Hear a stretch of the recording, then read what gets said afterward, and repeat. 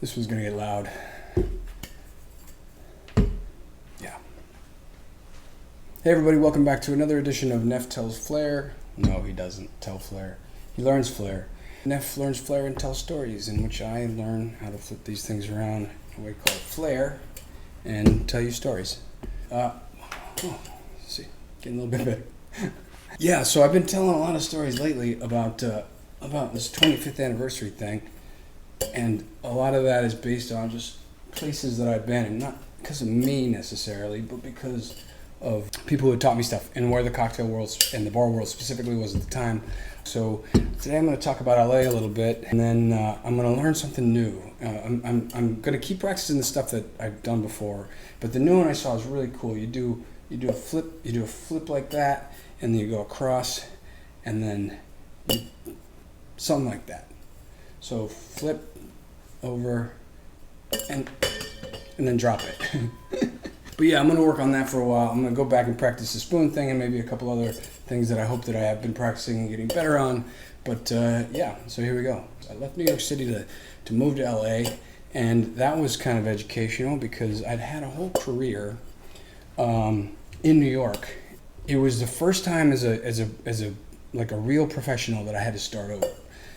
You know, I had to start over again when I left Seattle to move to New York, but that was a little different because I was just, it was like a rank and file bartender, and it was also before this kind of big Facebook and international internet thing going on. So we weren't really expected to have like followers on Instagram or something because, ouch, sometimes it hurts. We weren't expected to have followers on Instagram because there was no Instagram. There were no followers. But yeah, I moved to LA. I went to go open a bar called Clifton's. So Clifton's had all kinds of stuff about it that was really exciting. I mean, it was old. It's right in the middle of downtown LA. It had lots of history. And it had been a cafe... Shit. I'm going to take a quick practice break. I won't make you guys live through that, though. Watch this guy's video again. So I had it wrong. I was holding it wrong the whole time. Flip over like that, and then come over, and then just... But you catch it instead. So yeah, I went out to go work on this bar called Clifton's, and Clifton's was amazing. It was huge. It was 5 stories. Four of those floors had a bar on them, and each bar was supposed to be different. And each bar was meant to be kind of world class in its category. So there was this kind of neighborhood bar on the 2nd floor, and there was this high volume club type bar on the 3rd floor. There was 2 bars actually on the 4th floor. It was like it's like a quick flip, like a wrist thing. Now you can go to Clifton's. It's still there in LA. I mean, you can't now, obviously, but it's still open. And I've gotten so many of the visual parts right. I mean, it took a long time. It took 3 years for reasons. Clifton's got a lot of drama around it. It was historic to Los Angeles, and it was super high profile, and it was supposed to be like all these things, millions and millions of dollars spent on it. It was chaos. It was chaos. Because it was kind of run by this genius guy named Andrew Myron. Andrew had vision. That's what he had. And the vision that comes with being really smart and really kind of devoted to this kind of design concept and really kind of into Walt Disney and the genius of him and money. I mean, he had access to money and he had money of his own. So, I mean, the combination of those things makes some very ambitious things possible. It was a very ambitious place. And I was going to be the one who kind of designed all the bars, designed what they were, the program, what they were meant to be, and how they were supposed to end up being the best ones. You'd walk up through this kind of grotto, which was just beautiful. And you'd stand on the 2nd floor and then cut out the middle of the building, and you just look all the way up. And in the middle is this massive tree with a big fireplace at the base of it, and it looked so real. And there was all this kind of like old taxidermy of, there was buffalo and there was lions. And, I met people who painted rocks for a living. I met people who made trees. I met people like muralists. I met so many people. It was crazy. The main aspect of it was a cafeteria. And that didn't end up being what it was supposed to be. The bars didn't really either, kind of as a result of that and some other things. And I was in there lately, and just seeing it, still so gorgeous. It made me so angry that something that had so much potential to really be something incredible. It still ended up very, very good, but it was meant to be the best one. I mean, it's getting there. They say that LA was behind New York in the bar scene, and that may be true. But at this point, everyone had been years into this game, and the business itself had kind of gone national. So you had, kind of big names in cocktails in LA that were like Julian Cox, who came onto our podcast that you can listen to. But certainly, many others. The Wild West days are over, so I got there in the middle of an established community. So I had to learn how to kind of insert myself into that. And the good thing is I had this big plum project. Like, it was, everyone was talking about it because it was so high profile. So I got to meet a lot of different people in the best circumstance to meet a lot of people, which is as a person who might give them a job. So that definitely helped, and I made some dear friends. But I can't talk about that time without talking about a couple people. There's the designer who worked on alongside of Andrew actually designing the whole place. I mean, for a place that was so huge, there was really very few of us who were there, and the main one was a guy named Greg Swanson. So yeah, Greg was Andrew's kind of right hand man as far as design goes, and he was an amazing designer in his own right, and had a big stamp on that place. And Greg and I have now worked on many projects together, and he became a good friend, and he's a very, very good designer. But yeah, and I learned a lot from that too, just because I'd worked in many bars, and I'd even had my own bars at this point, and had a lot to do with how those bars look and feel. But to be around people who were very, very good at just the scope of it and the scale of it, people who thought about materials in a whole different way. Like, I was cheap. I was always scratching for dough to open a bar, and we'd scratch it up, and then I'd look at, this pile of money, and we'd just kind of decide how to divvy it up. I'd never been in a situation where they were making choices from the other direction, saying, we want this wall to look like a mountainscape, and we want it to feel like you could walk through it. That was incredible. Because first of all, there's people in the world who do that, and second of all, there's people in the world who can pay for it. Like, that was just a whole brand new thing for me. We were very much looking at it as this is the most interesting and beautiful room that can be thought of in this space. So let's find the most interesting and talented people we can to work at them. Through that, I got to meet people who became very good friends of mine. Chris Amaral, who went on to do OTM and wonderful things with chefs in Los Angeles. Carrie Ha, who became a dear friend and is such an amazing drink maker. And that basement bar was supposed to be this kind of like magical cocktail creation environment, where things were supposed to flash and bang and change colors, and it was supposed to be this kind of combination of molecular mixology and magic show. I immediately thought of Aaron Polsky, who I knew from New York, because he was one of the people that I knew who liked to think in those veins, and so I went out there and I talked to him and told him what I was doing, and he said, yeah, I'm in. And so after many ups and downs, he actually moved out to Los Angeles for that job. I also got to work with chefs again, which was amazing. So Stephen Calt, the great Stephen Calt, who's a wonderful chef and wonderful human. He was the consulting chef, and when we hired our actual chef is a guy named Jason Folilov, who is just such a ninja in the kitchen. And also, you have to keep in mind, like, this is meant to be everything from cafeteria to fine dining. The people that have a broad skill set that can do all of those things well are very rare. Jason was the first person who just kind of looked at all those points and said, yeah, I got this. And, he was right in a lot of ways. The stories from that place are always, they always read like tragedies, just because, like I said, it didn't end up being what it could have been. But when it was there, it was amazing. And when the team was, when the team was assembled, it was, I just want to say for the record, I haven't dropped that in a really long time. So when the team was assembled, it was such an honor to be working around such amazingly talented people. Practice the spoon thing again. Clifton's was a lesson in scope and scale, and I had never worked on something that size before. In a minute since I did this one. It was educational for sure, and it gave me the opportunity to meet so many people in so many great circumstances.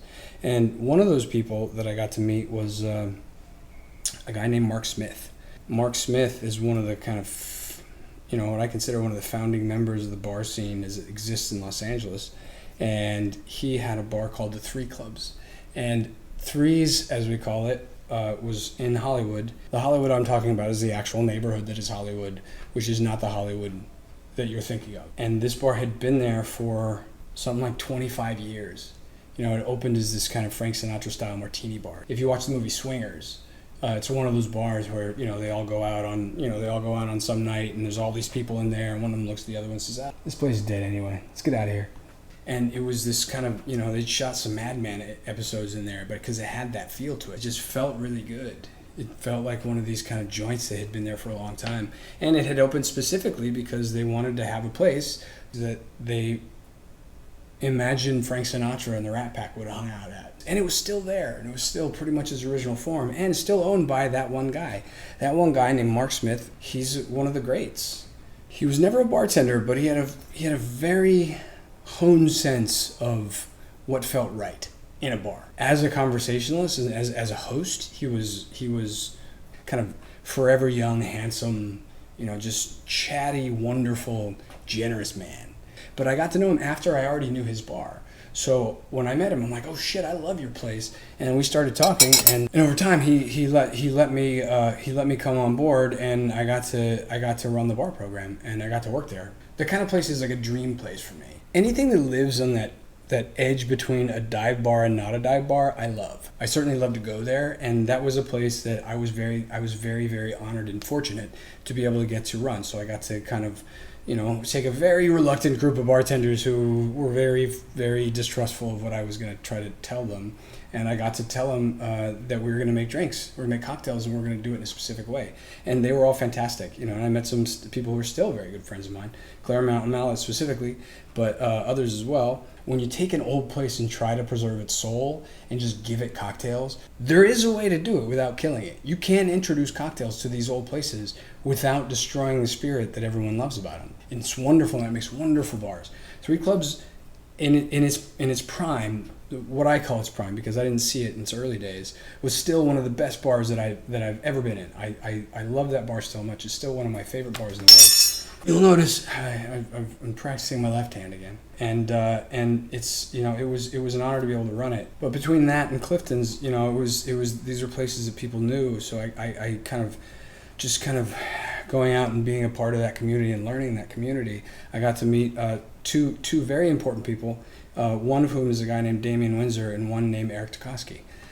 So Damien and I, we met very early in my time in LA. He was that kind of OG bartender guy who made a transition to cocktails very early, and he did a lot of the very first menus, and he mentored a lot of people in Los Angeles. We got along super well, and we partnered up on a lot of projects. And from Damien I learned so much about structure and process. Damien's this big guy, but what he would come up with were the most delicately balanced and beautiful cocktails, and he could do them in volume. So he'd done cocktails at a club.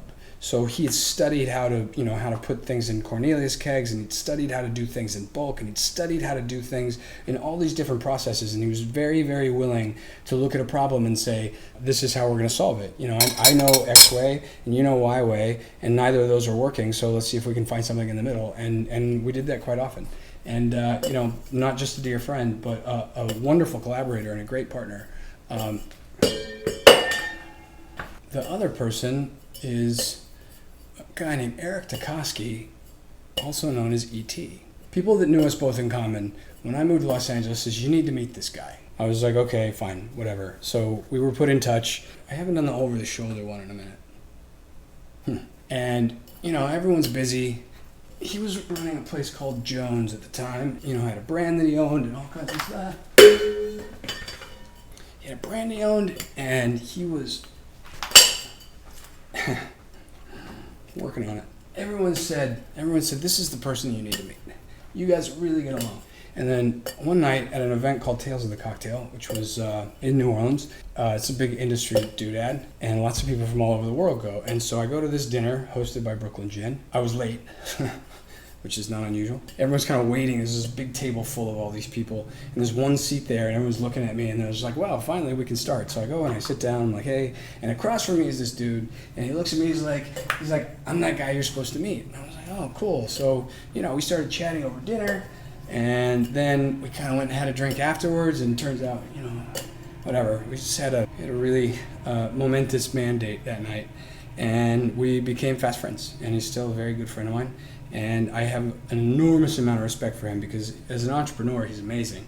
As a guerrilla marketing person, he's amazing. As a kind of bar philosopher, also just one of the greatest. If you don't know him, you know his stuff.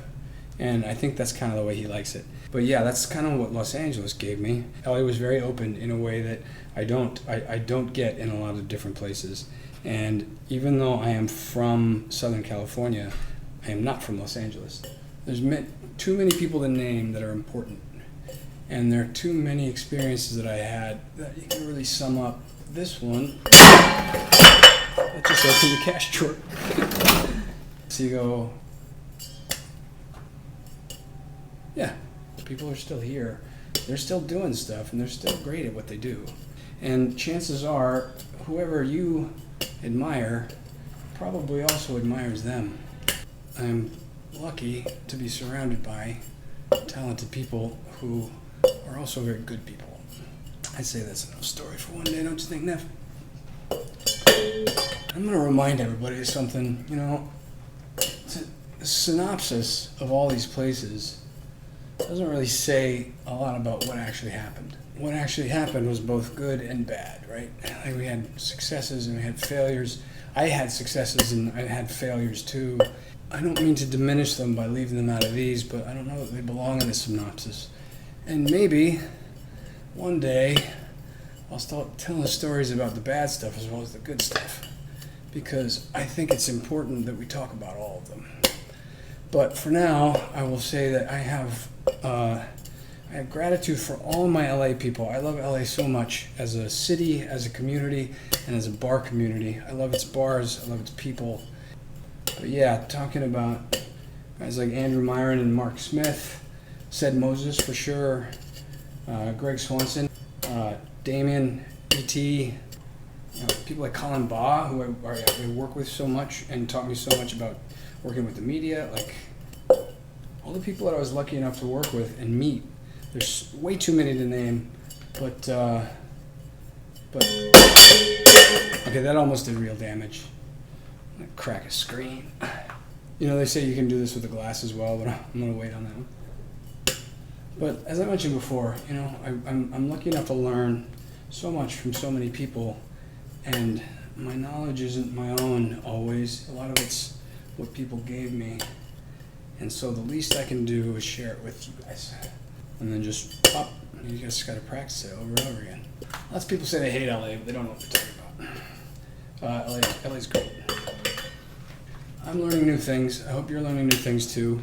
If you like what you're hearing, subscribe. You're probably watching on YouTube right now. So literally, just right now, just hit that little button that says subscribe. It goes a long way towards helping us create content and spreading it around to other people. Also, we do have a podcast, and this is where the real masterclasses actually are. So you can find that. It's called the Cottonmouth Club Presents, wherever fine podcasts are sold. So Spotify, Apple Music for sure, and then we have a direct link down here, which is in the description, so you can go through that as well. We also have a live stream, so if you miss bars, we do have a virtual bar every night, 9 p.m. Central Time, at the Cottonmouth Club on Instagram, and come hang out with us. You know, we know that people are missing their bars because it's not like they're not drinking, but really they want to come back to us, and we want them to come back to us too. I really appreciate you letting me tell you stories while I'm practicing my Flair, and I will see you next time when we'll talk about other stuff. So stay safe, and thank you very much.